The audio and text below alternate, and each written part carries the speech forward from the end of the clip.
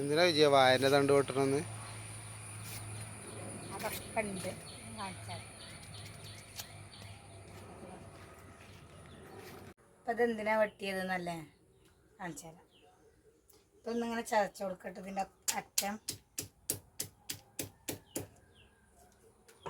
ഇങ്ങനെ ചതച്ചിട്ട് എണ്ണയിൽ മുക്കി ദോശ ചട്ടിയിൽ ഇങ്ങനെ തേച്ച് കൊടുക്കും.